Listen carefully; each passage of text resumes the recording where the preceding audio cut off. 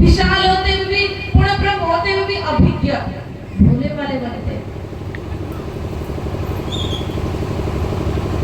पूतना कालकूट नामक जहर लगा करके आई। आप थोड़ा सा दिमाग लगाइए तो, क्या परमात्मा को पता नहीं था? क्या श्री कृष्ण को पता नहीं था मुझे मारने आई? वो तो अंतर्यामी है। हाँ, परमात्मा तो अंतर्यामी सब जानता है, क्या नहीं जानता?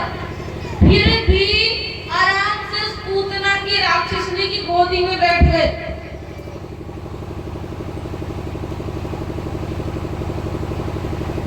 सब जानते हुए भी, इसीलिए इसमें कहा श्लोक में अविद्या परमात्मा, जानते हुए भी भोले वाले बनते, अनजाने से बनते।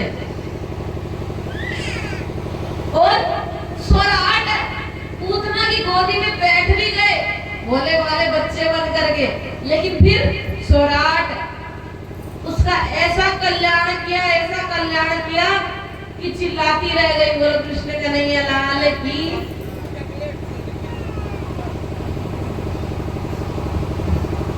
इतने भोले बनते हैं जिनकी कोई वर्णन नहीं है, उनकी लीलाओं कोई वर्णन नहीं है।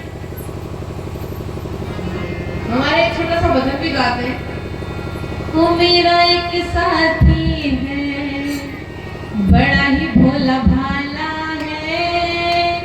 मेरा एक साथी है, बड़ा ही भोला भाला है।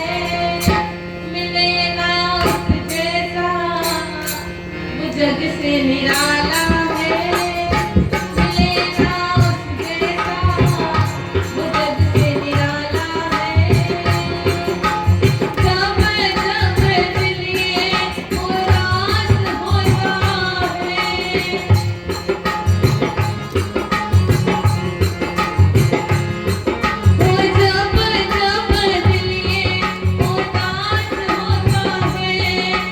मेरा मुरली वाला मेरे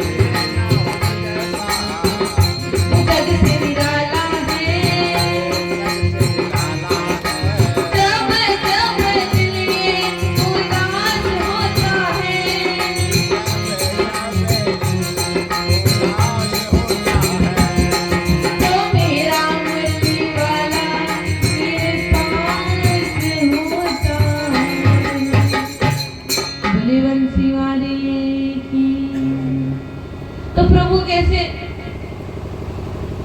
अभिज्ञ स्वराट, स्वराट है, सब जानते हैं विराट स्वरूप है, लेकिन फिर भी भोले भाले बनते हैं। पूतना की गोद में बैठ गए। आगे कहते जन्मा ऋषि यदोन्वयादि तरतस चाथिश अभिज्ञ स्वराट तेने ब्रह्म हृदय आदि को मुह्यंती सूर्य। प्रभु की हृदय की प्रेरणा मात्र से ब्रह्मा जी ने वेदों की रचना की। और प्रभु ऐसे सूर्य, बड़े बड़े विद्वान, बड़े बड़े विद्वान, सूर्य का मतलब विद्वान होता है। ब्रह्मा जी भी मोहित हो जाते। तेने ब्रह्म हृदय आदि को मुह्यंती सूर्य, बड़े बड़े विद्वान मोहित हो जाते। एक बार ब्रह्मा जी भी मोहित हो गए। अभिज्ञ बनते ना, अभिज्ञ स्वराट, भोले वाले बनते, कौन मोहित नहीं हो जाएगा? हाँ, तो एक दिन ब्रह्मा जी ने सोचा, इस संसार में आए, मृत्यु लोक में आए, आकर के ब्रजमंडल में पधारे। आकर के क्या देखा? श्री कृष्ण ने सभी से कहा, एक ग्वाल वालों, अपने अपने घर से कुछ ना कुछ लेकर आना, यहाँ वन में बैठकर हम वन भोज करेंगे। अभिज्ञ स्वराट है, भोले वाले बन रहे, देखिए कैसे भोले बन रहे। तेजो वाले मृदा, उसमें बड़े बड़े सूर्य तो मोहित हुए। तो ब्रह्मा जी ने कहा, जब देखी लीला, श्री कृष्ण सब ग्वाल वालों से कहा, ये ग्वाल वाले कुछ ना कुछ लेकर आ रहे। मान गए सब ग्वाल वाले। कोई बर्फी लाया, कोई दही लाया, कोई कुछ लाया। तो एक मनसुखा जो उनका सखा था, घर में खट्टी कड़ी रखी थी, वो खट्टी कड़ी ले आया।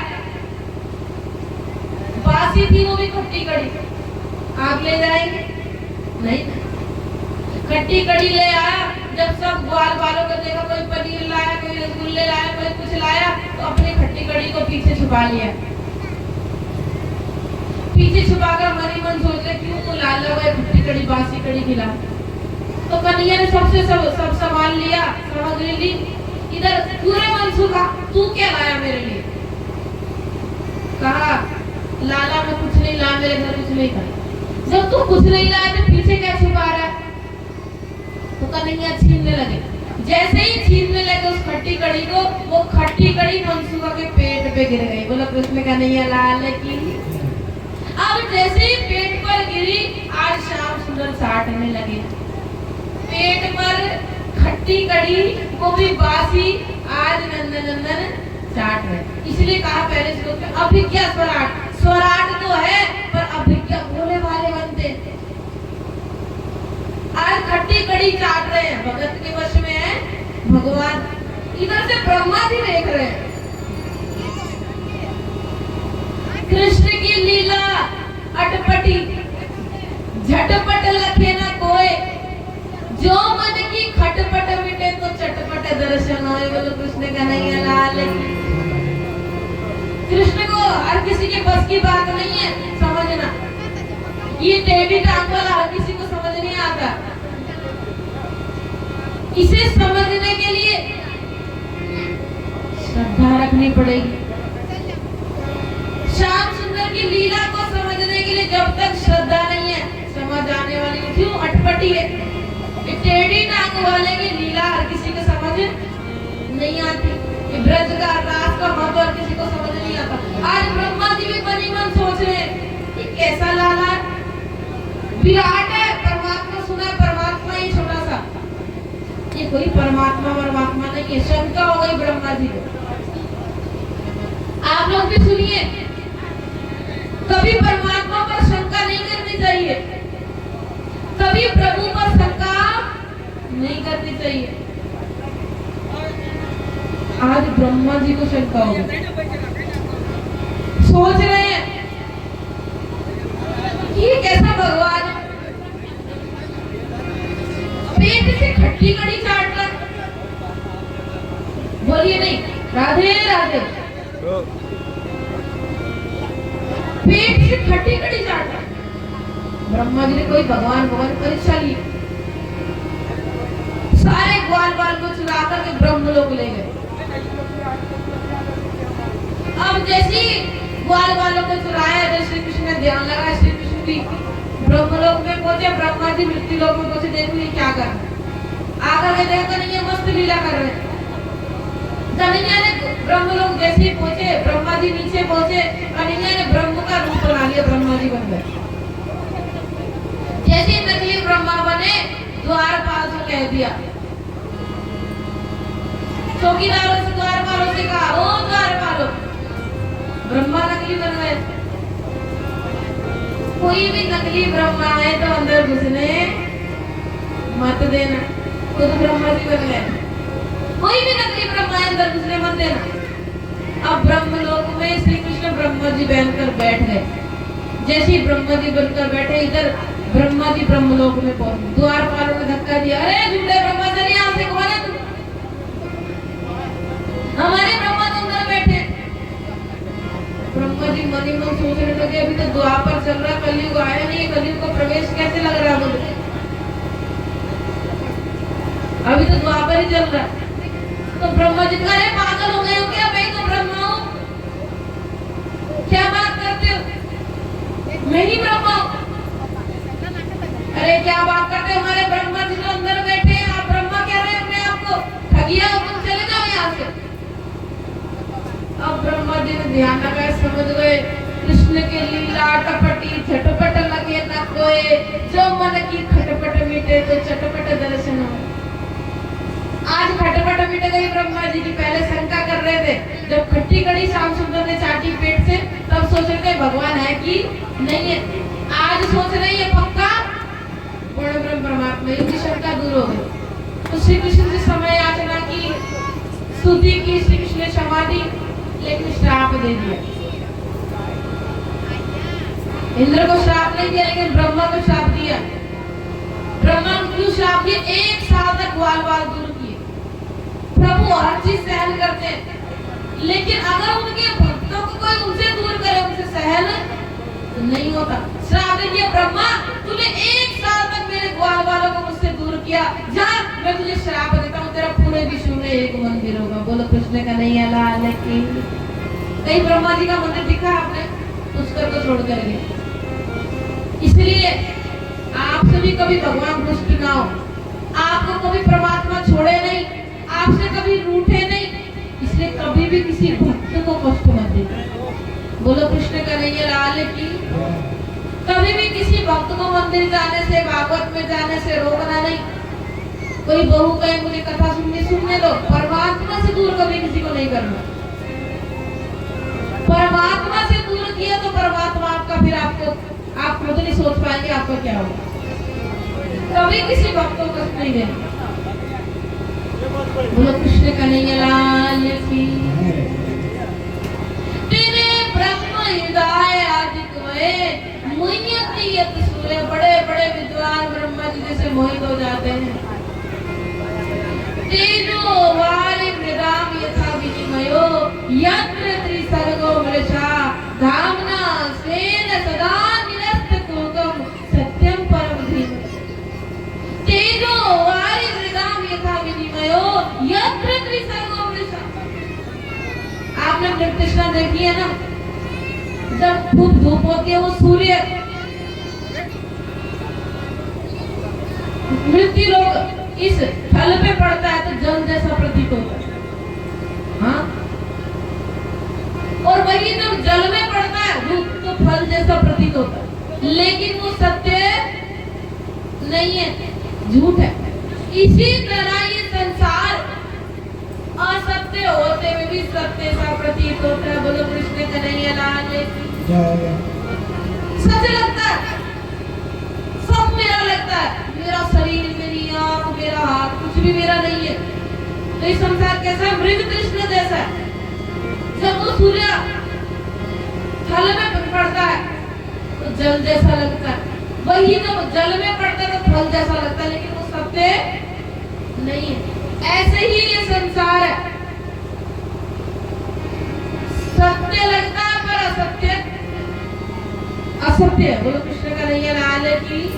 सत्य सा लगता है, मेरा घर एक दिन मिट्टी हो जाएगा, लेकिन फिर भी मेरा लगता है ना। तो यहाँ कुछ भी सत्य नहीं है, लेकिन फिर भी सत्य लगता है। आगे कहते हैं कुहुकम तेजो वारि मृदाम यथा विनिमयो यत्र त्रिसर्गो मृषा धामना स्वेन सदा निरस्त कुहुकम। पूर्ण परमात्मा की कृपा होती है तो कुहुकम इस अंधकार से हमें हटा देते हैं, ये मोह माया हमारे अंदर से निकाल देते हैं, अपने चरणों में प्रीति लगा देते हैं। सत्यम परम धीमहि, ऐसे सत्य परमात्मा को, ऐसे श्याम सुंदर को धीमहि हम प्रणाम करते। प्रणाम जी। वंदना हो वंदना श्री राज श्यामा जी की वंदना। हमारे भाई बहुत अच्छा गाते हैं, इनके मुख से सुनेंगे। वंदना श्री राज श्यामा जी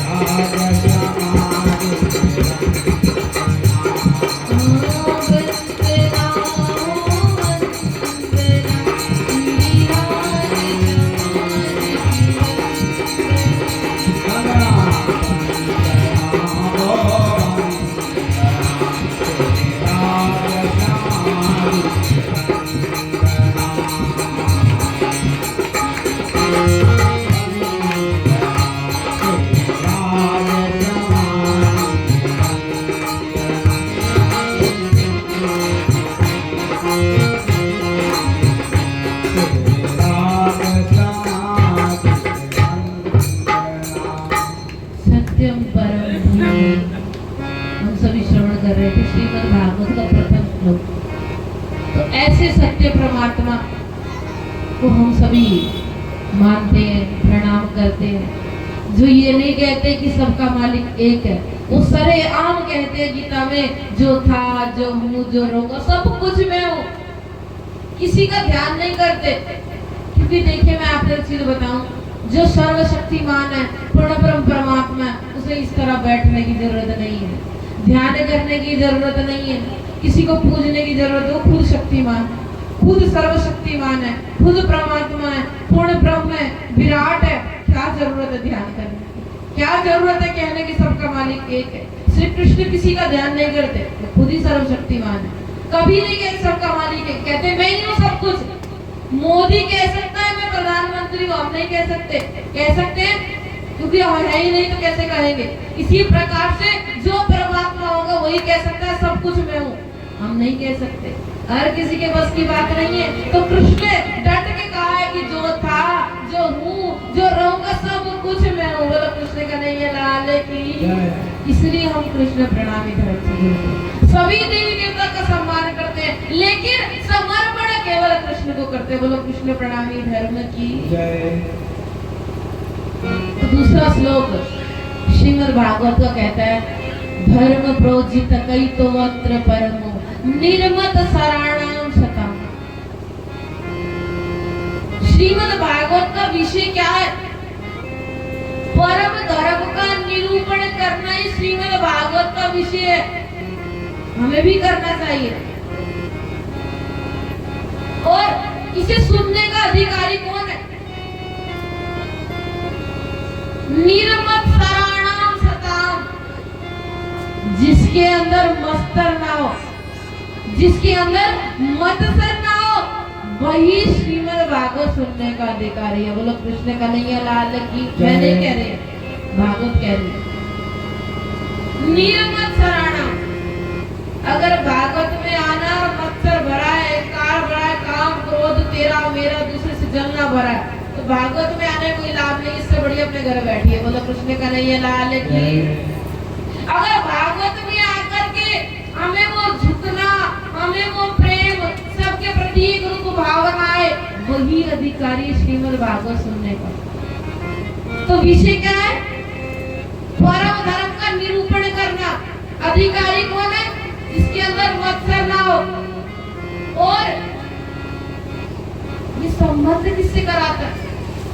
निर्मत सराणाम सतम वेद्यम वास्तव मत्र वस्तु शिवदम। कल्याणकारी वस्तु से जो हमारा कल्याण कर दे, इससे हमारा संबंध कराता है। इसका प्रयोजन क्या है? तापत्रयोन मूलनम श्रीमद् भागवते महामुनि कृते किम्मा परैरीश्वरा सत्यो हृदय वरुते कृतिभि शुश्रूषित क्षणात्। शुश्रूषित क्षणात्। अगर श्रीमद् भागवत सुनने की इच्छा भी हो जाए, इच्छा बता रही हूँ, आने की बात तो बहुत दूर है। शुश्रूषित क्षणात्, प्रभु हमारे दिल में आकर के बैठ जाते उसी समय। बोलो कृष्ण का नहीं है लाल की। लेकिन दिल में तभी बैठेंगे जब एक दिल है आपके पास, उस एक दिल को आप सफाई करोगे, काम क्रोध से हटाओगे, दुनिया वालों को हटाओगे उस दिल से, सभी का सम्मान करोगे, लेकिन उस दिल में केवल परमात्मा को बिठाओगे, तभी सुश्रूषित क्षण परमात्मा उसी समय आपके दिल में आके बैठ जाएंगे। बोलो कृष्ण का नहीं है लाल की। ऐसी श्रीमद् भागवत सुनने की इच्छा भी अगर आपके अंदर हो जाए कि मैं भी भागवत सुनूं, पड़ोस में भागवत और चलकर मैं भी थोड़ा सुनूं, अगर इच्छा भी हो गई, प्रभु दिल में आ जाएंगे।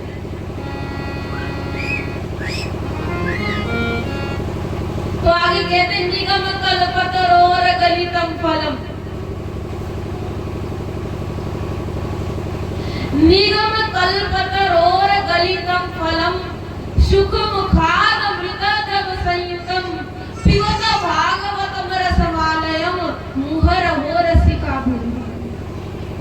निगम कल्पतरोर, ये क्या है भागवत? वेदों का पका हुआ फल है, वेदों का सार है। कैसा पका हुआ फल है? मुहर और रसिका भूमि भाव का, ये ऐसा पका हुआ फल है जितना भी पीते जाओ पीते जाओ पीते जाओ, इसका आनंद आता ही जाएगा। हाँ, दुनिया का रस कैसा होता है? 5-6 गिलास पिया किसी ने, 2 पिया, बस हो गया, फिर वो खत्म थोड़ी देर में। लेकिन ये मुहर और रसिका भूमि भाव का, इसको तो पीते जाओ, जितना पियोगे उतना आनंद आएगा। और इसका रस तो ये पका हुआ वेदों का सार, निगम कल्पतरो गलितम फल, पका हुआ फल को जो पीते जाएंगे रस को, क्या करेगा ये? आलयम, मुहर और रसिका भूमि, आलयम मतलब परम नाम, परम गति को प्रदान करेगा। तो इसे कौन पीता है? रसिका भूमि भावुक, रसिक जन, प्रेमी जन, भक्त जन इस रस को पीना चाहते हैं, किसी के बस की बात नहीं है। इस रस को और कोई नहीं पी सकता, पिएगा वो जो कृष्ण का बड़ा मानता है। बोलो कृष्ण का नहीं है लाल की। पी लो सैयो, पिलाने वाले आ गए। पी लो सैया, पिलाने वाले आ गए। गो जागो सैयो, जगाने वाले आ गए। जागो सैया, जगाने वाले आ गए। जगाने वाले आ गए, जगाने वाले आ गए। जगाने वाले आ गए, जगाने वाले आ गए। लूटो लूटो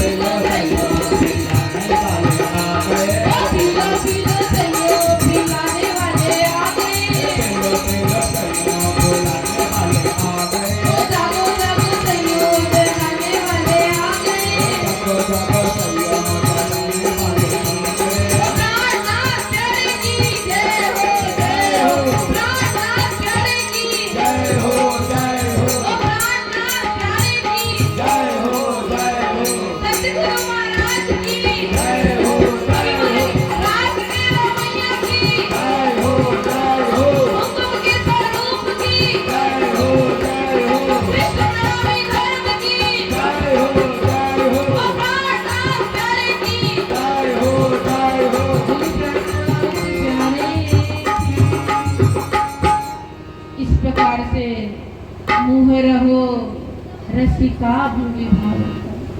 इस रस को जितना पीते जाए उतना कम। तो इतना सुंदर इस श्रीमद् भागवत का मंगलाचरण कहा जाता है जो आप सुन रहे हैं। पहला श्लोक से तीसरे श्लोक तक इसे कहा जाता है श्रीमद् भागवत का मंगलाचरण। बोलो कृष्ण कन्हैया लाल की। तो कभी आपसे भी कोई पूछने लगे श्रीमद् भागवत का प्रथम श्लोक है तो कभी मत कहना सच्चिदानंद रूपा है। बहुत लोग कहते हैं पहला श्लोक सच्चिद नहीं, महात्मा में रखा गया भागवत से पहले महात्मा। भागवत श्रुति प्रथम स्कंद से, तो प्रथम श्लोक का आप सभी वर्णन सुन ही चुके हैं। एक बार और मैं आपको श्लोक बता देती हूँ। जन्माद्यस्य तन्वयादितरतः चार्थेश विज्ञास्वराट् तेने ब्रह्महृदायादिको मह्यन्ति यत् सूर्यं तेजो वारिमृदां यथा विनिमयो यत्र त्रिसर्गो मृषा भावना स्वेन सदा निरस्तकुहकं सत्यं परं धीमहि। तो ये है श्रीमद् भागवत का प्रथम श्लोक। आगे जाके 88,000 ऋषि नैमी शरण की पावन भूमि पर सूजी महाराज से कहते हैं, सूजी महाराज ऐसी कथा सुनाइए जो जीवन का सार हो, हम तर जाएं, हमें शांति हो जाए, हमारा भी मन प्रभु के चरणों में लग जाए दुनिया से हट करके। सूजी महाराज कहते हैं जरूर सुनाऊंगा, कथा बिल्कुल सुनाऊंगा, लेकिन सबसे पहले अपने गुरु का ध्यान करो। सूजी महाराज अपने गुरु का सुखदेव महाराज का ध्यान करते हैं। आइए हम भी एक श्लोक के माध्यम से यम व्रजंत मनोपेतमपेत कृतं द्वैपायनो विरह का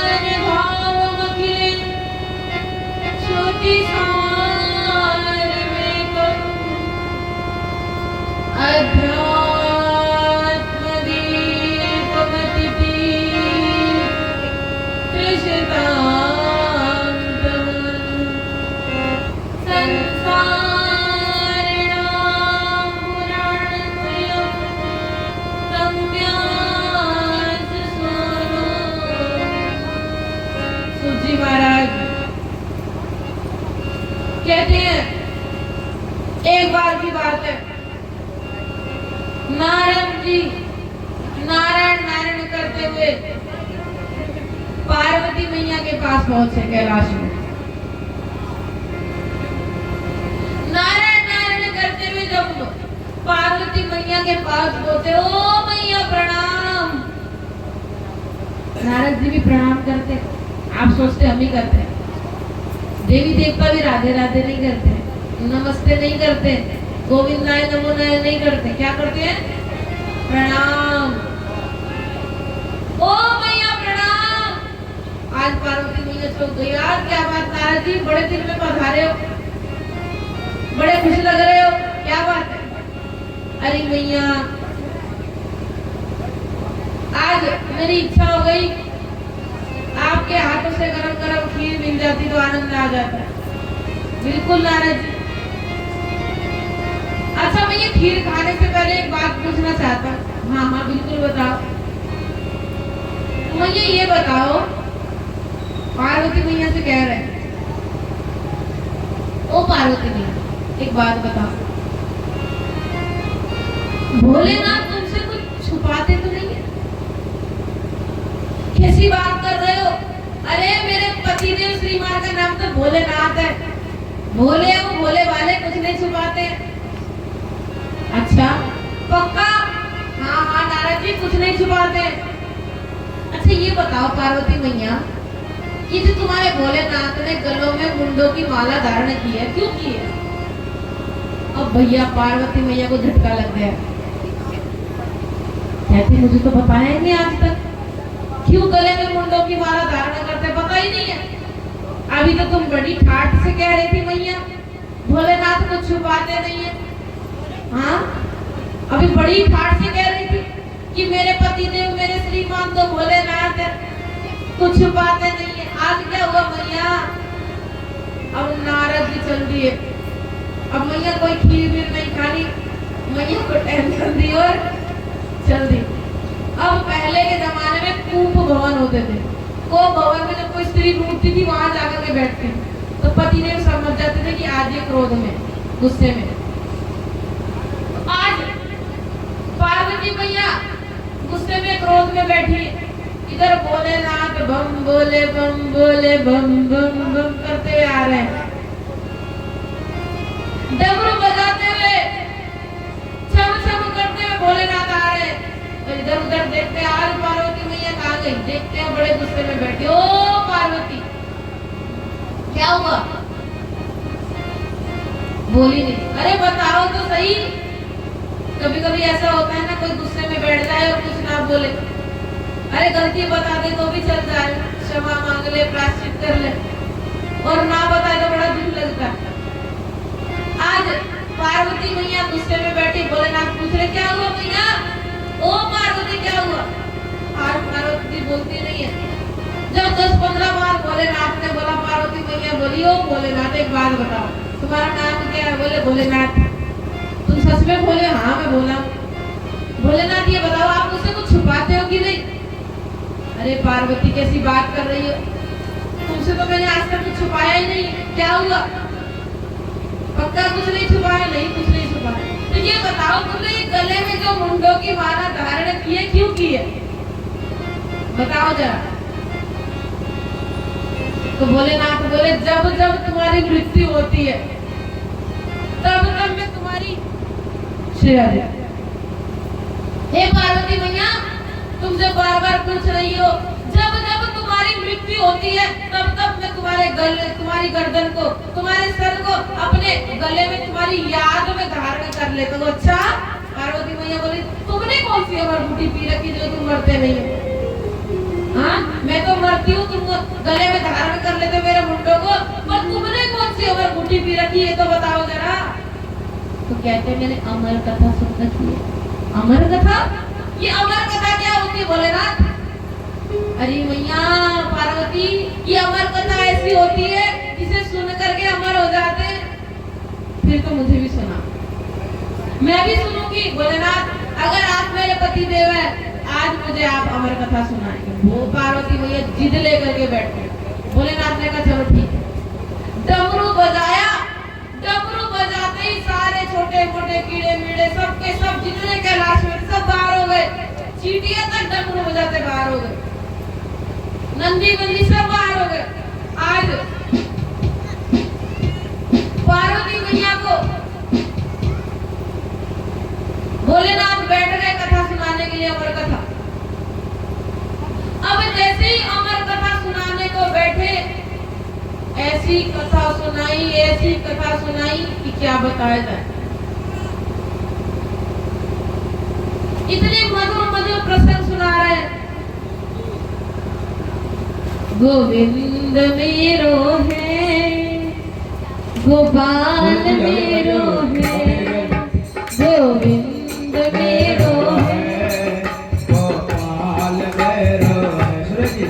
श्री बांके बिहारी नंदलाल मेरो है, श्री बांके बिहारी नंदलाल मेरो है, गोविंद मेरो है, गोपाल मेरो है, गोविंद मेरो है, गोपाल मेरो है, श्री बांके बिहारी नंदलाल मेरो है, मेरे बांके बिहारी नंदलाल मेरो है, गोविंद मेरो है, गोपाल मेरो है, गोविंद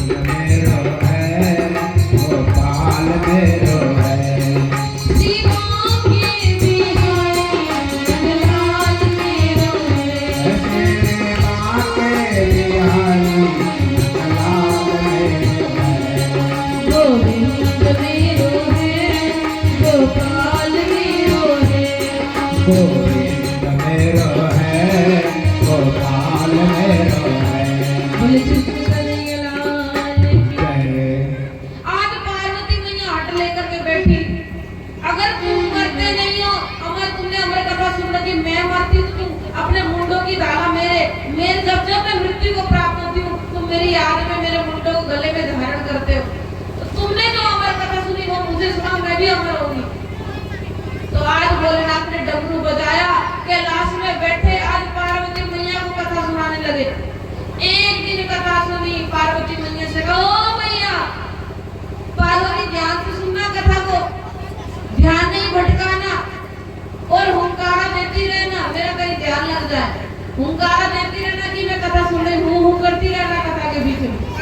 पार्वती मैया ने एक दिन कथा सुनी, हूँ कर दिया, दूसरे दिन सुनी, तीसरे दिन जैसे ही कृष्ण जन्म के बाद नंद उत्सव आया, पार्वती मैया सो गई। बोलो कृष्ण कन्हैया लाल की। कल ही बता रही थी ना, 3 प्रकार के श्रोता होते हैं, एक सरोता, एक सोता, एक श्रोता। सरोता क्या होता है? जो कथा में सो जाता है, कभी बोलने के माध्यम से, कभी फोन के माध्यम से, कभी निद्रा के माध्यम से। सरोता होता है जो खुद भी सोता है, दूसरे को भी सुला देता है। हाँ, खुद भी बोलता है, दूसरे को बातों में लगा देता है। श्रोता होता है जो एक टक लगा के, कानों को लगा के, आंखों को लगा के ध्यान से कथा सुनता है।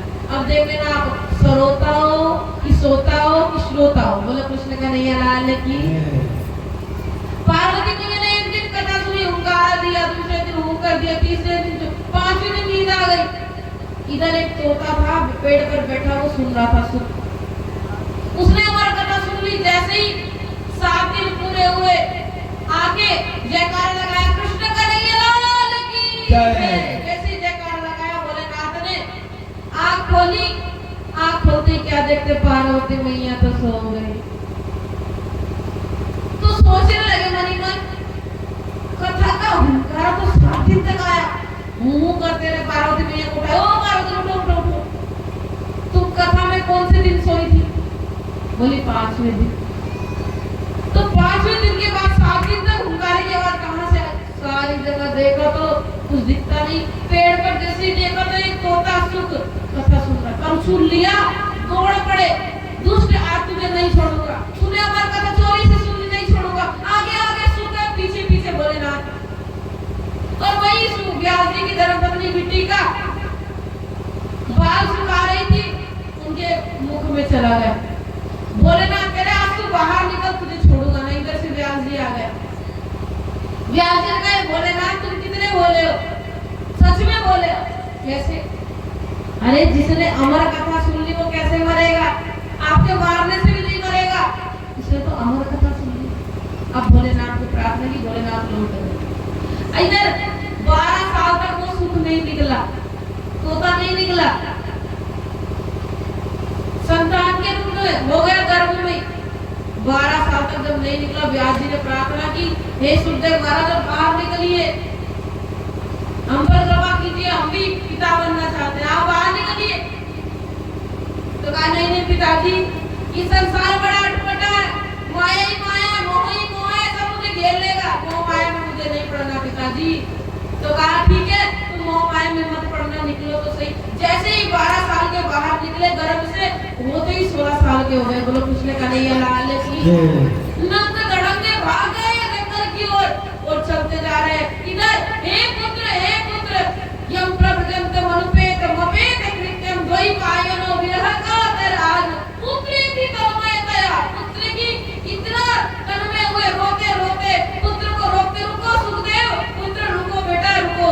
पर सुखदेव जी ने कहा, नहीं पिताजी, आज मैं रुकने वाला नहीं हूँ, मुझे ये संसार घेर लेगा, आज मैं नहीं रुकूंगा। नंग धड़ंगे चले जा रहे। इधर व्यास जी को पेड़ समझ जाते, वृक्ष समझाते हैं, तुम किसके पीछे भाग रहे हो व्यास जी?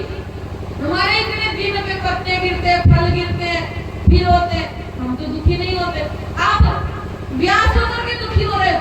जब वृक्षों ने समझाया वापस लौटे। इधर व्यास जी ने सोचा कुछ तो उपाय करना पड़ेगा, कुछ तो करना पड़ेगा, करे बिना काम नहीं चलेगा। तो व्यास जी ने क्या किया, कुछ श्लोक रटा करके अपने शिष्यों को जंगल में भेज दिया। जैसे शिष्यों ने श्लोकों को प्रारंभ किया, इधर सुखदेव जी ने सुना, मोह जैसे श्लोक कान में पड़े, क्या पड़ा? वरहा पीडमृडवरपु कर्णयो कर्णिकारं विप्रदाशकनकपिशं वैजयन्ती च माला रन्ध्राणवेणुरधरसुधया पूरयन् गोपवृन्दै वृन्दारण्यं स्वपदरमणं प्राविशद गीतकीर्तिः। वराह पीडमृड प्रभु इतने सुंदर है, कर्णयों कर्णिकारों में फूल के पहने, वह जयंती चमाला, वह जयंती की माला पहनी है, पीतांबर पहने हुए, मोर मुकुट लिए हुए, बंसी लिए हुए, वृंदारण्यम स्वपदरमणम छम छम करते हुए डोल रहे हैं। इतने सुंदर श्याम सुंदर को आप सुखदेव जी मोहित हो जाते हैं। सावनी सावनी सोरठ पे मोहन दिल दीवाना हो गया।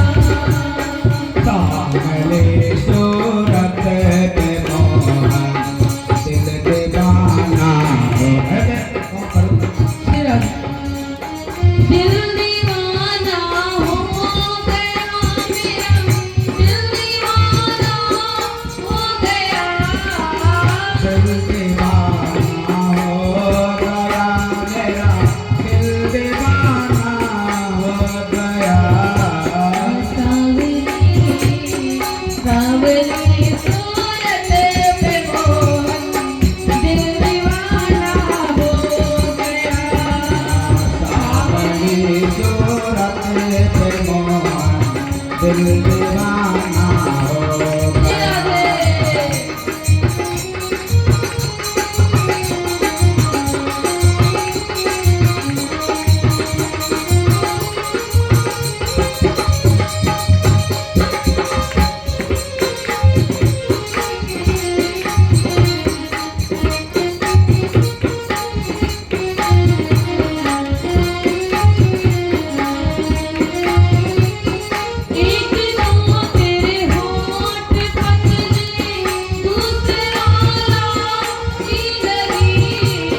एक तो तेरे होठ पतले, दूसरा लागी लगी। एक तो तेरे होठ पतले, दूसरा लाले लगी। एक तो तेरे होठ पतले, दूसरा लागी लगी। एक तो तेरे होठ पतले, दूसरा लाले लगी। तीसरा तीसरा यो मोरा दिल दीवाना हो गया। तेरा तो कमाना दिल दीवाना हो गया। दिल दीवाना हो गया मेरा, दिल दीवाना हो गया। दिल दीवाना हो गया मेरा, दिल दीवाना हो गया। सावली सूरत पे मोहन दिल दीवाना हो गया। सावली सूरत पे मोहन दिल दीवाना हो गया।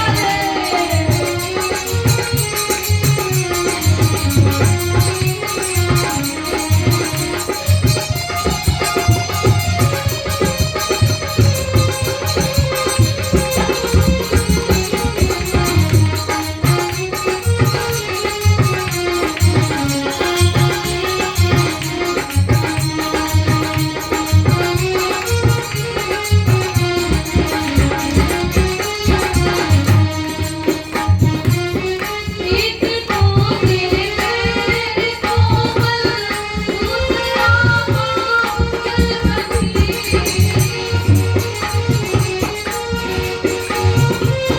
दूसरा पायल बनी। एक तो तेरे पैर छोटे, दूसरा पायल ओ एक तो तेरा पैर छोटी, दूसरा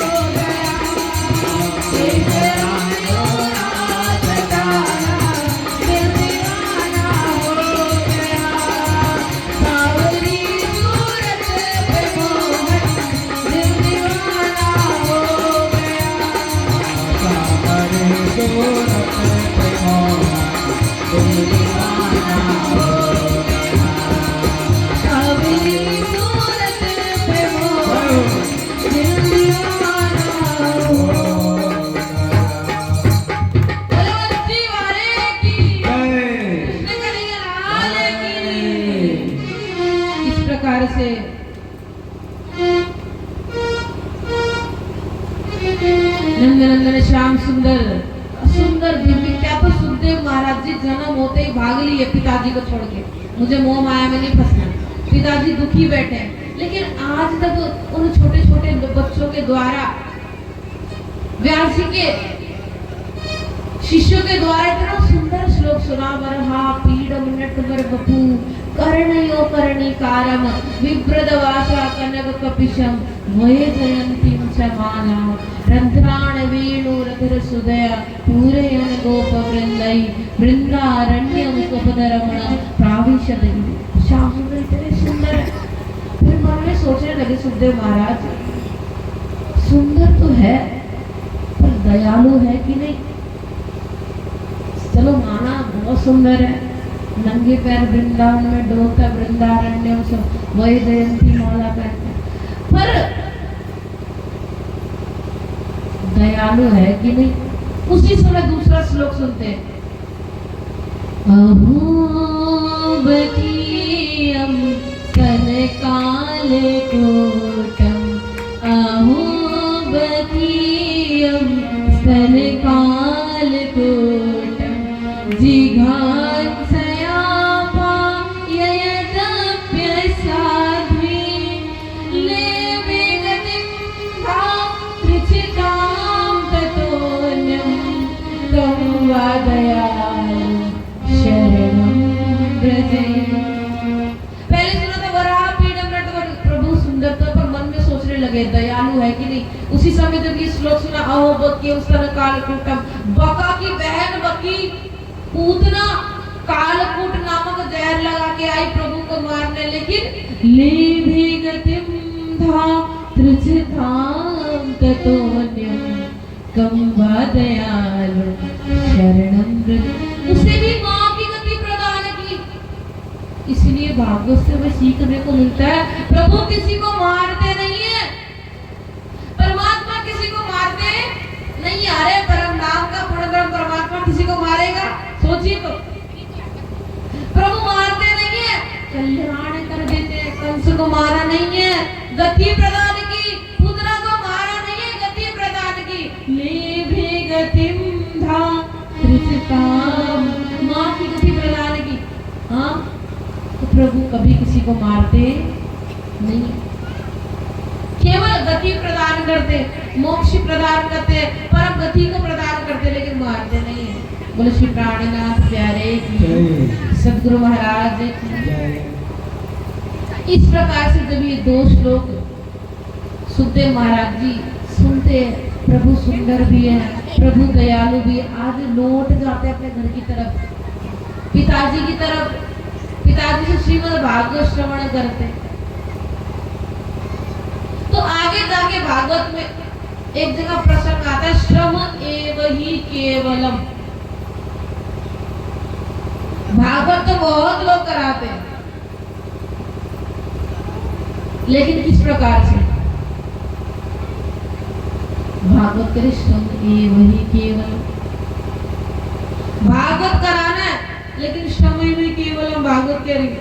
अगर भागवत कराई सिर्फ दुनिया को दिखाने के लिए, नाम करने के लिए, मान सम्मान पाने के लिए, तो भागवत कहती है श्रम एव ही केवलम, केवल श्रम है और कुछ भी नहीं है।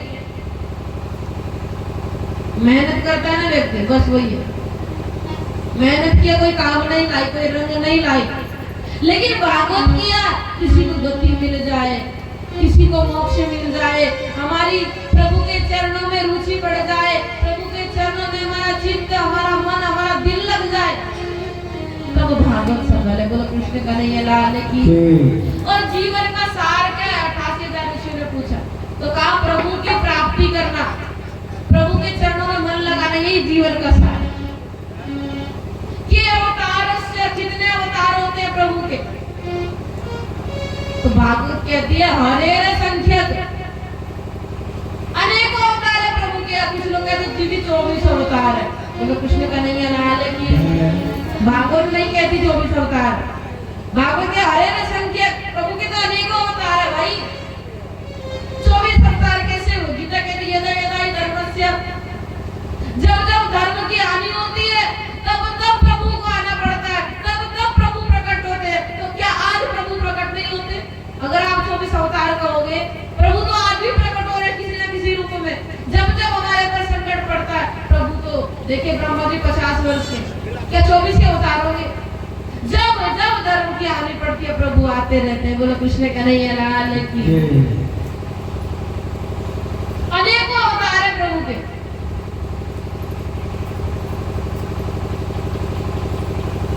बोले कृष्ण कन्हैया लाल की। इतनी सुंदर चर्चा जब 88,000 ऋषि सूत जी महाराज से सुन रहे, तो कहते हैं प्रभु आप ये जो चर्चा, ये जो कथा हमें सुना रहे हैं, ये लिखी किसने, उतारी किसने, किसके मुखारविंद से? तो कहा व्यास जी। द्वापर में जो कृष्ण द्वैपायन व्यास जी महाराज हुए, उन्होंने ये रचना की। कैसे की? तो आइए हम भी सुनते हैं। ये भागवत जो हम सुनते हैं, बहुत जगह सुनी है।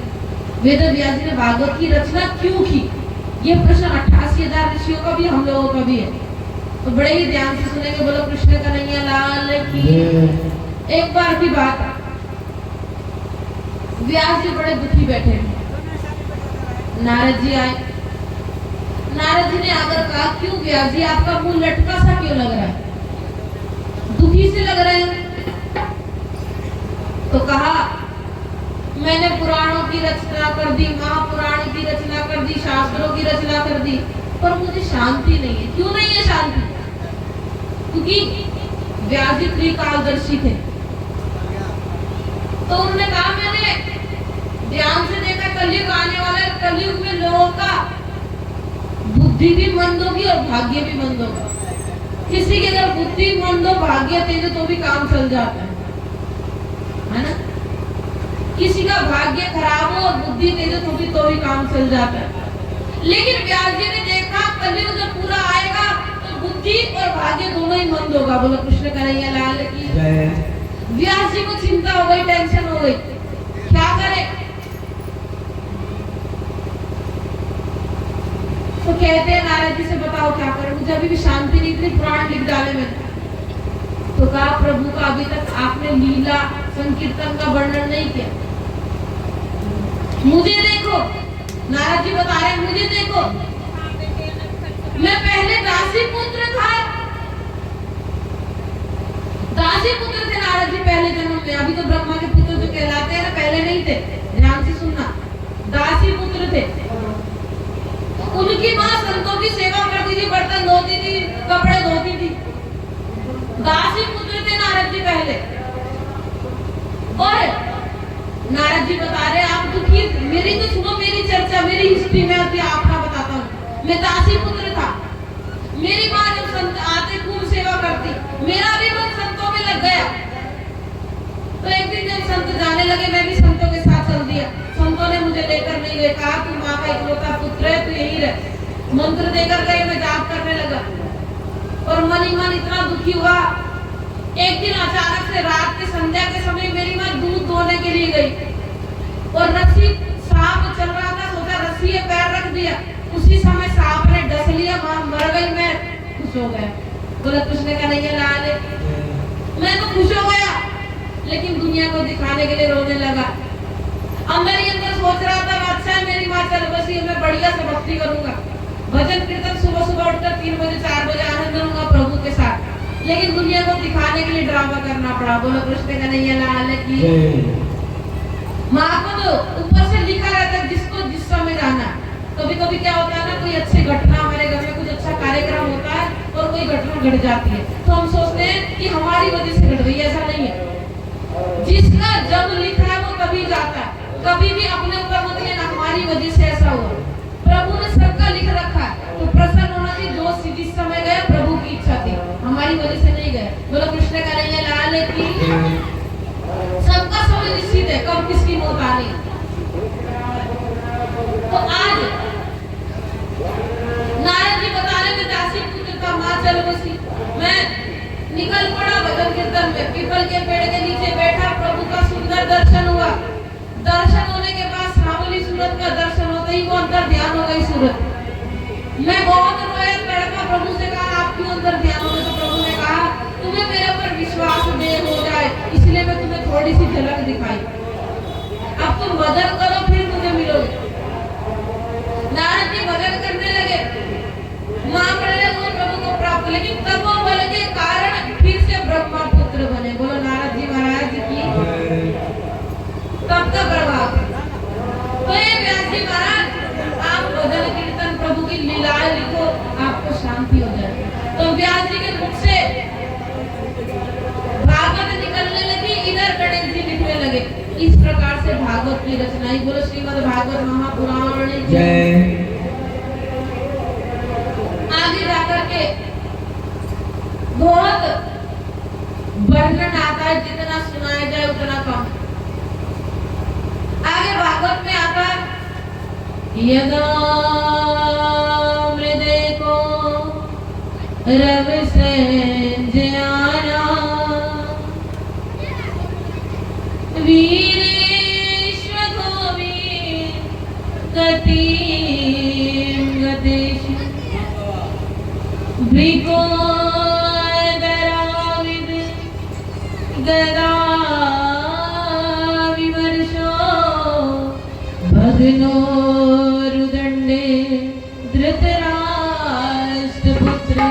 यदा मृदे कौरव संजराम वीरेश्वतो वीरगतिम गतेषु भृगो दराविद गदा विमर्शो भग्नो रुदंडे धृतराष्ट्रपुत्रे। यदा मृदे कौरव संजराम, महाभारत का अंतिम समय था, सभी कौरव मारे गए। भीम ने दुर्योधन की दंगा तोड़ दी, चीन के दुर्योधन को खा रहे हैं। इधर अश्वत्थामा कहते हैं दुर्योधन ये तुम्हारा क्या हाल हुआ? दुर्योधन कहता है मुझे एक चीज का बड़ा दुख। तो पूछा क्या? मेरे 100 के 100 भाई मारे गए, लेकिन 5 पांडवों में से एक भी नहीं मारा गया, इसका बड़ा दुख है। क्यों चिंता करते हो? अश्वत्थामा कहता मैं 5 का सर लाकर तुम्हारे सामने रखूंगा। अश्वत्थामा चल दिए, रात का समय। इधर श्री कृष्ण ने पांडवों का आइए आज विजय मनाएंगे, शिविर से बाहर चलते, पंडाल से बाहर चलते। श्री कृष्ण ले गए वही 5 पांडवों की जगह 5 पांडवों के 5 पुत्र लेट गए। और रात को अश्वत्थामा ने देखा नहीं, पांडवों की जगह उन छोटे छोटे बच्चों का गर्दन काट कर सर काट करके बोरी में भर के ले गया और कहा दुर्योधन ले, तेरी इच्छा पूरी होगी। 5 के 5 पांडवों को मैंने आज मार दिया। 5 के 5 पांडव मारे गए। अश्वत्थामा जैसे ये बात कही, दुर्योधन बड़ा प्रसन्न हुआ। जैसे इस बोरी को हाथ लगाया, गलगला लगा तो रोने लगा, झटपटाने लगा। अरे दुष्ट अश्वत्थामा, तूने तो मेरे कुल को जल देने वाला, मेरे कुल को पानी देने वाला भी नहीं छोड़ा। जब एकदम खुशी होगी, एकदम दुख होता तो समझ जाओ उसी समय मृत्यु। उसी समय दुर्योधन की मृत्यु हो गई। बोलो कृष्ण कन्हैया लाल की जय। इधर जब ये बात द्रौपदी को पता चली, खूब रोई, इतना रोई, इतना रोई, इतना तड़पी। अर्जुन ने पूछा क्या हुआ? जब सारी लीला का अर्जुन को पता चला, अर्जुन ने कहा चिंता मत करो, जिसने ये तुम्हारा हाल किया, तुम्हारे संतानों का हाल किया, छोड़ूंगा नहीं, उसी के खून से अभिषेक करूंगा। दौड़े दौड़े अर्जुन गए, प्रभु रथ पर बैठे। इधर अश्वत्थामा डर गया कि अब मुझे अर्जुन छोड़ेगा नहीं। अश्वत्थामा ने ब्रह्मशस्त्र छोड़ा, इधर अर्जुन ने भी छोड़ा, प्रभु ने शांत कराया। अश्वत्थामा को रथ में बांध करके खींचता हुआ अर्जुन ले आया और जैसे ही अश्वत्थामा को मारने लगा, मां ने आज द्रौपदी के लिए मुच्यताम छोड़ दो, इसे छोड़ दो। अरे कैसी हो? तुम्हारे 5 पुत्रों को मार दिया इसने, हाँ 5 संतानों को मार दिया। तो कहती है आज मेरे 5 संतानों को मारा है, मुझे इतना दर्द हो रहा है। इसकी भी एक माँ है, ऊपर से तुम्हारा गुरु पुत्र है, ब्राह्मण है, और आज मुझे दर्द हो रहा है। अगर तुम इसे मारोगे तो इसकी माँ को भी दर्द होगा। देखो माँ कितनी दयालु है। मुझे तो दर्द हो ही रहा है, लेकिन अगर तुमने इसे मार दिया तो इसकी माँ को भी तो कितना दर्द होगा। तो माँ का जितना वर्णन किया जाए उतना कम। क्या बताऊं, तू इतनी अच्छी है, तू इतनी प्यारी है, न्यारी न्यारी है।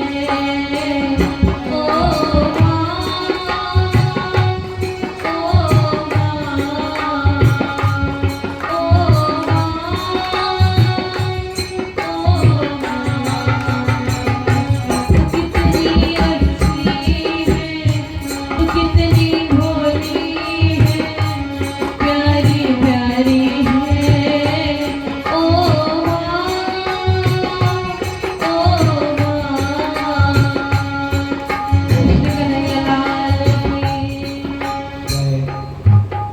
ज्यादा भजन गाएंगे तो अभी कथा बहुत रहती है, कथा में भी आगे बढ़ना है। बोलो कृष्ण कन्हैया लाल की जय। आज जैसे ही ये बात कही, अर्जुन ने कहा इसे छोड़ूंगा तो मैं। प्रभु क्या किया जाए, श्री कृष्ण से पूछा।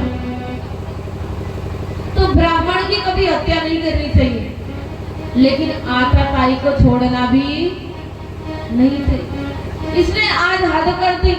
छोटे छोटे शिशु को सोते में कभी किसी को मारना नहीं चाहिए, और बालक को तो कभी नहीं मारना चाहिए। उसने ऐसा कर्म किया, ऐसा पाप किया, तो इसे छोड़ेंगे नहीं। तो कहा क्या करें प्रभु? तो यदि कोई ब्राह्मण, उसकी हत्या तो कभी नहीं करनी चाहिए, ब्राह्मण हत्या लगती, लेकिन आताताई को छोड़ना भी नहीं चाहिए। तो क्या करें? इतना अपमान कर दिया जाए कि जीने लायक ही ना बचे। बोलो कृष्ण कन्हैया लाल की। तो आज अश्वत्थामा की मणि निकाल करके, धक्के मार करके निकाल दिया। बोलो कृष्ण कन्हैया लाल की। जीते जी मरना ही हो गया ना उसका। तो ब्राह्मण की हत्या भी नहीं करनी चाहिए, छोड़ना भी नहीं चाहिए। इतना अपमान कर दे कि जीते जी मरे। इस प्रकार से अब श्री कृष्ण रथ पर बैठकर जो द्वारिका की ओर चलने लगे, इधर से दौड़ी दौड़ी पांडवों की बहू दौड़ी दौड़ी आई, उत्तरा, प्रभु मुझे बचाओ, प्रभु मेरे गर्भ की रक्षा करो, मेरे गर्भ की रक्षा करो। रथ को रोका, प्रभु एक चरणी रखे थे, प्रभु मेरी रक्षा करो। पूछा क्या हुआ? बोले मेरे गर्भ की ओर पता नहीं क्या दौड़ा आ रहा है, मेरी रक्षा करो प्रभु। इधर अश्वत्थामा ने ब्रह्म शस्त्र छोड़ दिया था उत्तरा की गर्भ में, इनका कुल को नहीं छोड़ूंगा। क्रोध में तो था, गुस्से में था, इतनी बेइज्जती कर दी। तो प्रभु ने उसी समय गर्भ में चक्र घुमा दिया, चक्र छोड़ा, और वो चक्र ऐसा घुमा ऐसा लग रहा जैसे गधा हो। कुछ लोग गधा कहते हैं। चक्र ऐसा घुमा कि गधा लग रहा था। प्रभु ने गर्भ में, परीक्षित मृत्यु हो चुकी थी, लेकिन गर्भ में ही उसको फिर से जीवित किया। बोलो कृष्ण कन्हैया लाल की। और गर्भ में रक्षा करते ही उत्तरा के यहाँ परीक्षित का जन्म हुआ। परीक्षित बड़े हुए, पांचों पांडव परीक्षित का युधिष्ठिर ने राज्याभिषेक किया, राज्य पर बिठाया और परम पद को प्राप्त हुआ। बोलो कृष्ण कन्हैया लाल की। इधर परीक्षित ने एक दिन मन ही मन सोचा, मैं राजा तो बन गया हूँ, चलो आज अपनी प्रजा को देखता हूँ जा करके। मेरी प्रजा ठीक ठाक तो है ना? राजा का कर्तव्य क्या होता है? प्रजा को प्रसन्न रखना। राजा वो नहीं है जो केवल अपने बारे में सोचे, राजा वो है जो प्रजा के बारे में सोचे। तो जाकर के देखता हूँ मेरी प्रजा ठीक तो है। आज चल दिए, जैसे ही चलने लगे तो इधर उधर क्या सुनते हैं? अपने पूर्वजों का बड़ा वर्णन सुनते हैं, अपने दादाओं का। पांडव ऐसे थे, श्री कृष्ण ऐसे थे, गौ माता को इतना प्रेम करते थे, गौ माता के ऐसा दुलार करते थे। जब ऐसा वर्णन सुना, थोड़ा सा आगे बढ़े तो क्या दृश्य देखते हैं? एक दुष्ट गाय और बछड़े को मार रहा। तो राजा परीक्षित को बड़ा दुख लगा। जिसे श्याम सुंदर गैया को इतना प्रेम करते थे, आज उसको मार रहा। तलवार उठाई, दौड़ पड़े उसको मारने, वो चरणों में पड़ गया। प्रभु त्राहिमाम मेरी रक्षा करो, मेरी रक्षा करो। तो पूछा तू कौन है? कहा मैं कलियुग हूँ। मेरी प्रजा में तू कैसे आ गया, मेरे राज्य में? कहे परीक्षित तुम्हारी प्रजा कहाँ नहीं है, तुम्हारा राज्य कहाँ नहीं है? कहाँ मैं जाऊंगा? मुझे कोई स्थान दो। तो कहा द्यूतम पानम स्त्रिया, जहां पर द्यूतम, जहां पर जुआ खेला जाता हुआ कलयुग जा तेरा प्रवेश होगा। पानम, जहां पर मदिरा पान की जाती हो, दारू पी जाती हो, वहां कलयुग बैठेगा, जा तुझे स्थान देता हूं। स्त्रिया, जहां पर लंपट पुरुष हो, अपनी धर्मपत्नी को छोड़ करके दुनिया की स्त्रियों की ओर देखते हो, वहां कलयुग तेरा प्रवेश होगा। फिर से चढ़े प्रभु, कोई अच्छी सी जगह दे दो, कोई बढ़िया सी जगह दे दो। कैसे तू, तेरे अंदर कोई गुण भी है कलयुग? हाँ हाँ बिल्कुल है।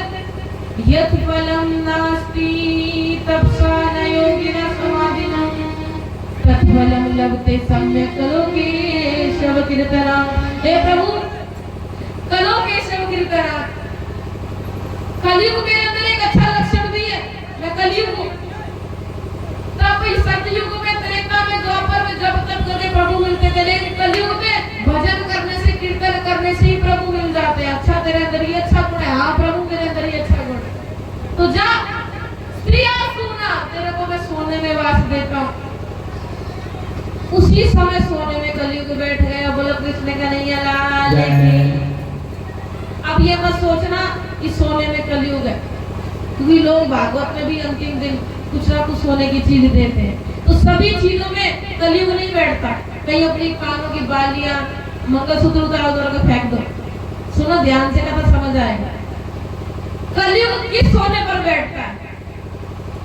जहां पर किसी को मार कर, काट कर, किसी का दिल दुखा करके सोना कमाया जाता है, उस सोने पर कलयुग बैठता है। बोलो कृष्ण कन्हैया लाल की।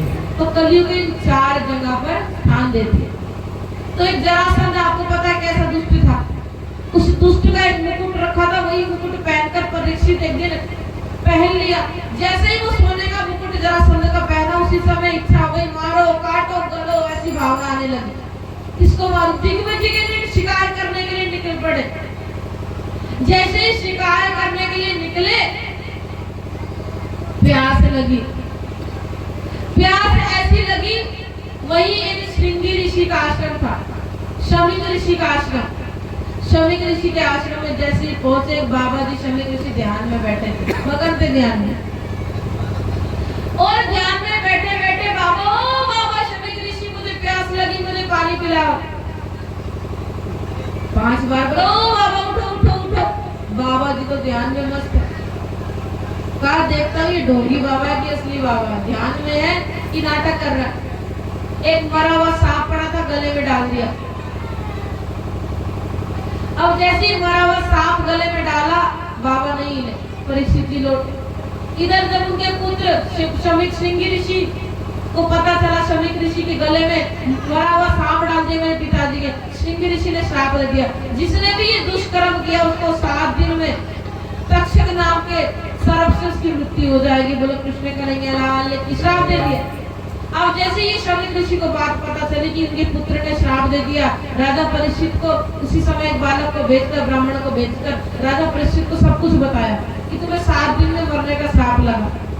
उसी समय राजा परीक्षित ने राजपाट सब त्याग दिया कि बस मेरे पास 7 दिन है प्रभु को प्राप्त करने के लिए, मुक्ति के लिए। अब मुझे राजा ने अपने बड़े पुत्र जन्मेजय को सब कुछ सौंप दिया और निकल पड़े। मुजफ्फरनगर जिले में एक शुक्र काल पड़ता है, वहां पहुंच गए। सब राजपाट त्याग दिए। वहां संत सब संतों से पूछा, ओ संतो गुरुजनों, 7 दिन में मरने वाले व्यक्ति को क्या करना चाहिए? बाबा लोग डर गए।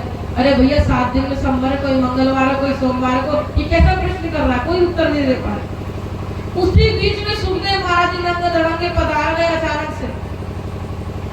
इधर महिलाएं बच्चे हंस रहे हैं, लेकिन राजा परीक्षित ने जैसे ही सुंदर स्वरूप को देखा, चरणों में प्रणाम किया।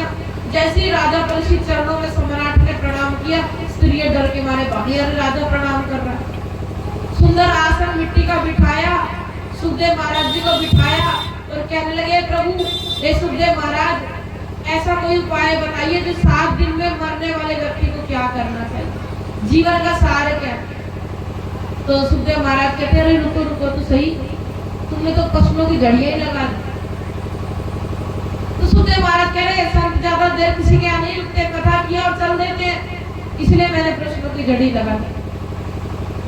प्रणाम करते सुखदेव महाराज को।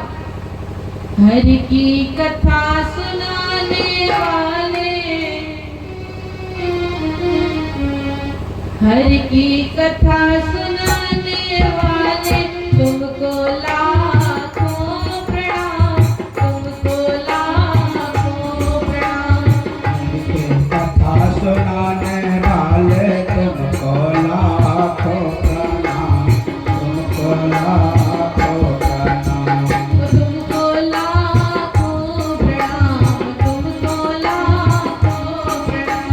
तुमको लाखों प्रणाम, तुमको लाखों प्रणाम। हरि की कथा सुनाने वाले,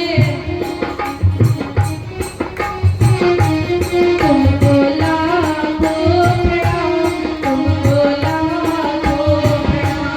तुमको लाखों प्रणाम, तुमको लाखों प्रणाम।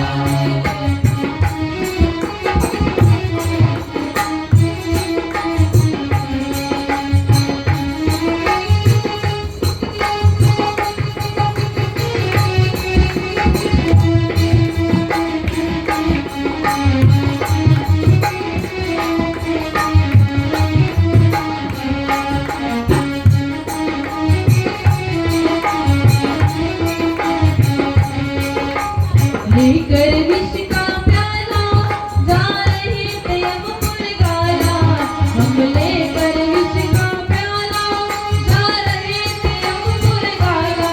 हरि की राह बताने वाले, हरि का भजन बताने वाले, तुमको लाखों प्रणाम, तुमको लाखों प्रणाम। तुमको लाखों प्रणाम, तुमको लाखों प्रणाम। वो तुमको लाखों प्रणाम, तुमको लाखों प्रणाम। तुमको लाखों प्रणाम, तुमको लाखों प्रणाम। हरि की कथा सुनाने वाले, हरि की कथा सुनाने वाले, प्रभु की राह दिखाने वाले, तुमको लाखों प्रणाम, तुमको लाखों प्रणाम। हरि की कथा सुनाने वाले तुमको लाखों प्रणाम, तुमको लाखों प्रणाम। राधे।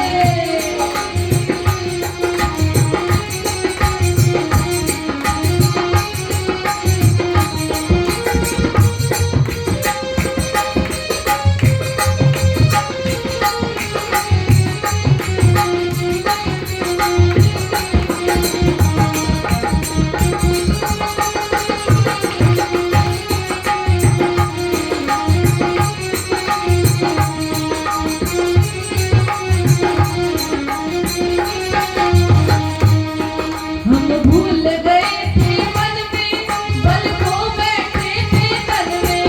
हम भूल भूल गए थे मन में, फिर दर्द होते तन में। हम भूल गए थे मन में, बल खो बैठे थे तन में।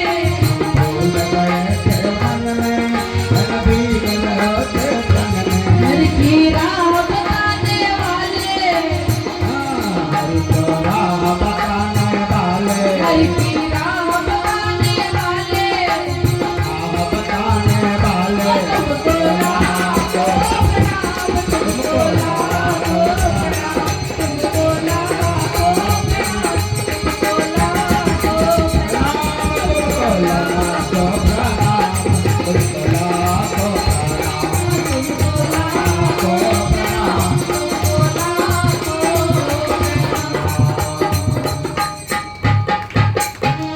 आज राजा परीक्षित ने सुखदेव महाराज को प्रणाम किया और कहा, हे सुखदेव महाराज, आप 7 दिन में मरने वाले व्यक्ति को क्या करना चाहिए और क्या नहीं करना चाहिए। राजा देखिए, राजा परीक्षित ने कहा, हम लोगों को श्राप लगा होता ना तो हम क्या पूछते, हे गुरुदेव हम 7 दिन में मर जाएंगे तो मैं क्या करूं, हाँ? मेरे को कुछ उपाय बताओ। लेकिन ये प्रश्न नहीं किया राजा परीक्षित ने कि क्या किया? 7 दिन में मरने वाले व्यक्ति को क्या करना चाहिए? कितना बड़ा प्रश्न, देखिए, केवल अपने लिए नहीं, पूरे विश्व के लिए प्रश्न किया, आने वाली पीढ़ी के लिए प्रश्न किया, 7 दिन में मरने वाले व्यक्ति को क्या करना चाहिए? क्योंकि देखिए 7 दिन में आप भी मरेंगे और हम भी मरेंगे। बोलो कृष्ण का नहीं है लाल की। तो ये प्रश्न केवल राजा परीक्षित का नहीं है, केवल राजा परीक्षित का प्रश्न नहीं है, हमारा भी प्रश्न है, हम सबका प्रश्न है। 7 दिन में मरने वाले व्यक्ति को क्या करना चाहिए? तो सुखदेव महाराज जी कहते हैं, वरियानेषु ते प्रश्न कृतो लोकितं नृपा। हे नृप, हे राजा परीक्षित, हे राजन, वरियानेषु, आपने तो वरियानेषु ते प्रश्न, आपने ये प्रश्न केवल अपने लिए नहीं किया, पूरे लोक कल्याण के लिए भी किया। मैं आपसे बहुत प्रसन्न हूँ। आपने तो लोगों को तारने वाला प्रश्न कर दिया। आप क्यों चिंता कर रहे हैं? राजा खटवांग ने 2 घड़ी में प्रभु को प्राप्त कर लिया, आपके पास तो 7-7 दिन है। अरे दुनिया वालों के लिए तो 1 मिनट नहीं है, आपको भगवान ने 7 दिन दिए, आप कितने भाग्यशाली हैं। काहे को डर रहे? 7 दिन में मर जाएंगे। दुनिया वालों के पास 1 मिनट का समय नहीं है, क्या पता अभी पलक झपकी है, खुलेगी कि नहीं खुलेगी। बोलो कृष्ण का नहीं है लाल की जय।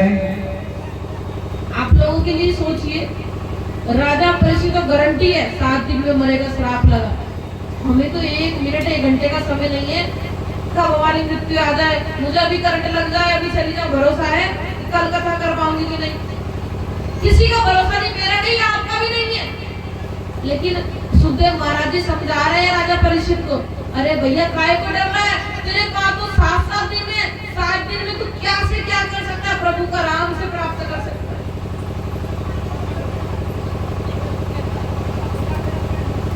इतना सुंदर उपदेश है सुखदेव महाराज जी देंगे राजा परीक्षित को। आप भी कल की कथा में श्रवण करें किस प्रकार से सुखदेव महाराज ने राजा परीक्षित का मरने का डर समाप्त किया, मरने का भय समाप्त किया। कैसी क्या कथा सुनाई कि राजा परीक्षित को मरने का डर ही समाप्त हो गया। क्यों हुआ? क्योंकि राजा परीक्षित ने केवल अपने लिए प्रश्न नहीं किया, पूरे लोक हित के लिए प्रश्न किया, लोक कल्याण के लिए प्रश्न किया। काहे सुखदेव महाराज, आप मुझे कुछ ऐसा कथा सुनाइए, ऐसा सार सुनाइए कि जन्म जन्म तक प्रभु का साथ मुझे मिल जाए, हर जन्म में मुझे प्रभु मिले, जन्म हो तो प्रभु मिले, जन्म ना हो तो प्रभु के घर में ही रह जाओ। ऐसी कथा मुझे आप सुनाइए। मैं सब राजपाट त्याग कर आया हूँ अपने पुत्र को सौंप करके, बस मेरा कल्याण कीजिए तो जन्म जन्म मुझे प्रभु मिल जाए। अरे देना हो तो दीजिए,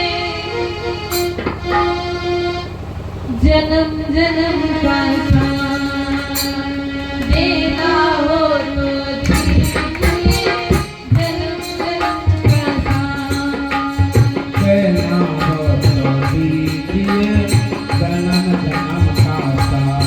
आप लोग नहीं चाहते प्रभु से जन्म जन्म का साथ? अगर चाहते सभी बोले, अरे देना हो तो दीजिए, जन्म जन्म का साथ देना हो तो दीजिए, जन्म जन्म का साथ। मेरे सर पर रख बनवाई,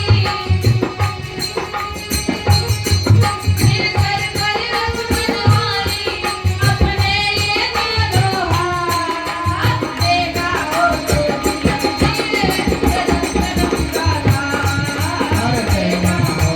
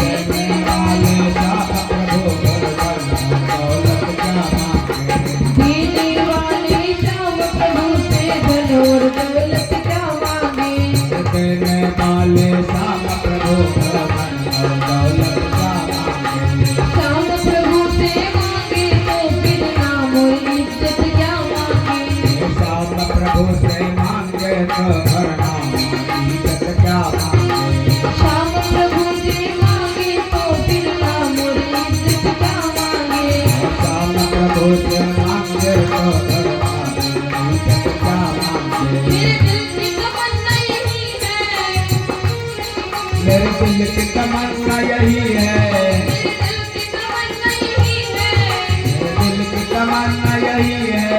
तेरी सेवा करूं दिन रात, देता हो तो दीजिए जन्म जन्म का साथ। अरे देना हो तो दीजिए जन्म जन्म का साथ। देता हो तो दीजिए जन्म जन्म का साथ। देना हो तो दीजिए जन्म जन्म का दिया साथ।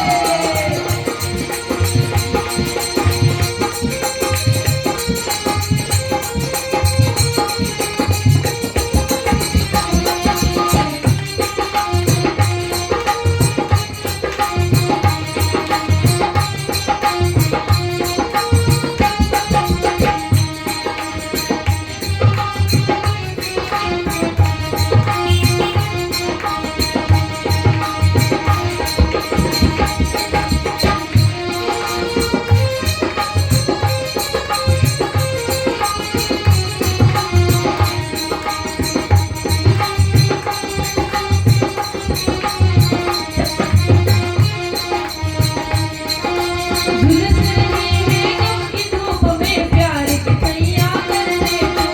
झुलस रही है धूप में सैया कर दे तू। झुलस रही है गम की धूप में प्यार की सैया कर दे तू।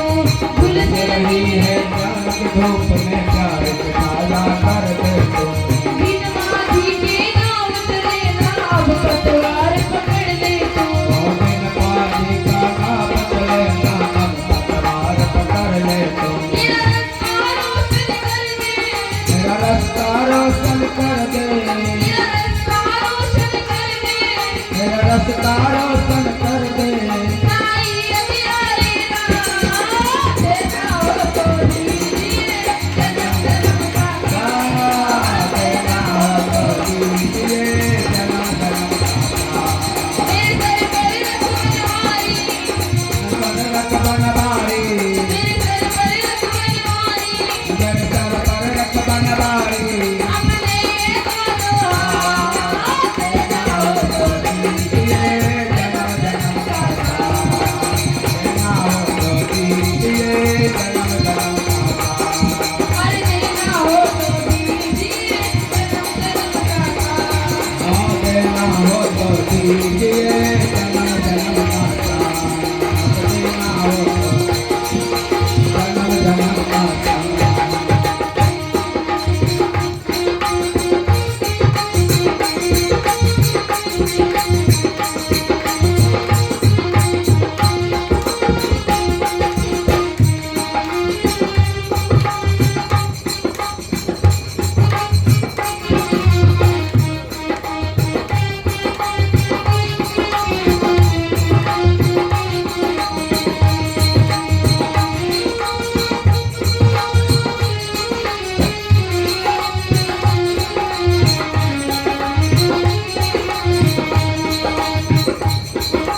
सुना है तुमने शरणागत को अपने गले लगाते हो।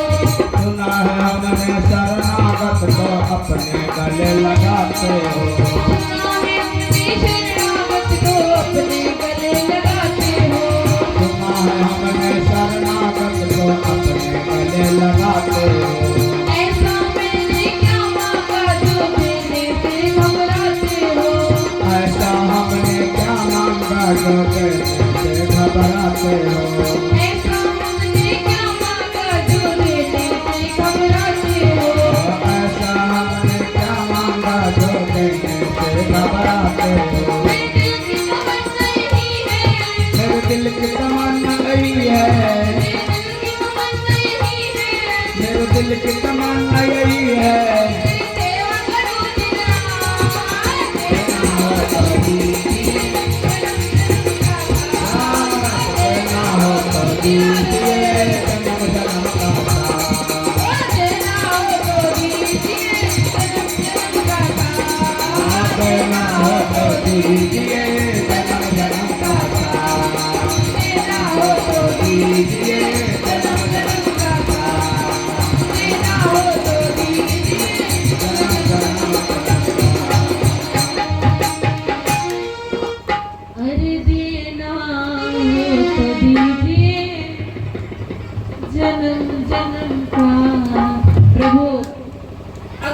जन्म मिल जाए तो आपके चरण मिले, और ऐसा अच्छे अधिक कर्म हो जाए तो सीधा आपका धाम मिले। प्रभु ऐसी कृपा हम पर बनाए रखना, अपने चरणों में लगाए रखना। आइए कथा को यही विराम देते हुए आरती की ओर अपने अपने स्थान पर सभी